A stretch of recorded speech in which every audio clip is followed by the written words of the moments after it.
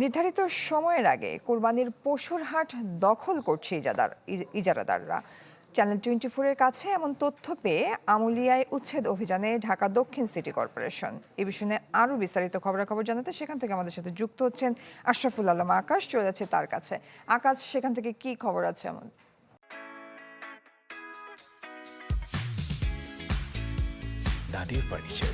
জয়, মূলত আমি যদি আপনাকে জানিয়ে রাখি যে কোরবানির হাটকে ঘিরে কিন্তু ঢাকা 2 সিটি কর্পোরেশনের এখন তোড়জোড় চলছে ঢাকার 28টি হাট ইজারা দেওয়া নিয়ে।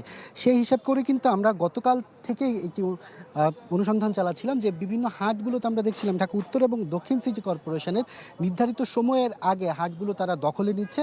সেখানে বাঁশ, খুঁটি, গাড়া সহ যে কার্যক্রমগুলো সেগুলো কিন্তু প্রায় 15 দিন আগে থেকেই তারা করা শুরু করেছে। তবে নিয়ম হচ্ছে সেটি 5 থেকে সর্বোচ্চ 7 দিন আগে করা। কোরবানির যে 5 দিন আগে পর্যন্ত হাট বসে, এর আগে 2 দিন কিন্তু প্রস্তুতির জন্য তাদেরকে সময় দেওয়া হয়।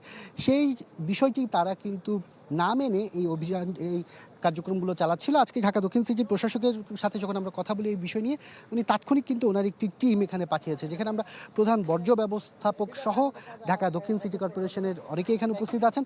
আমরা প্রধান বর্জ্য ব্যবস্থাপকের কাছে ছোট করে একটু জানতে চাইবো, আসলে আপনি এই উচ্ছেদ অভিযানে এসেছেন, তাৎক্ষণিকভাবে যে বাসগুলো গাড়া হয়েছে সেগুলো তুলে ফেলছেন।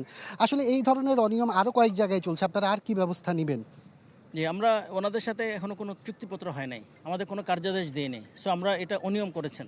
আমাদের চুক্তি অনুযায়ী কিন্তু 5 দিনের আগে কোনো কার্যক্রম গ্রহণ করা যাবে না। আমরা ওনাদেরকে অনুরোধ করেছি যে আইনের প্রতি শ্রদ্ধাশীল থাকেন, আপনার বাসগুলো খুলে ফেলেন। ওনারা কথা দিয়েছেন আজকের ভিতরে আপনারা দেখতে পাচ্ছেন যে বাসগুলো খোলা হচ্ছে। সো আমরা এখান থেকে পাশের হাটে যাব, এরকম প্রতিটা হাটে। আমরা কমলাপুর গিয়েছি, আমরা শাহজাহানপুরে টিম পাঠিয়েছি এবং প্রতিটা হাটে আমরা অভিযান চালাবো। আমাদের নিয়মের বাইরে কিছু করতে পারবে না।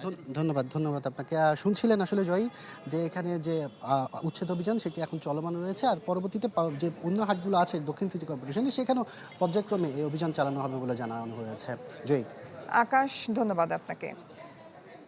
দর্শক, রাজধানীর ডেমরা থেকে আমাদের সাথে যুক্ত হয়েছিলেন সহকর্মী আশরাফুল আলম আকাশ।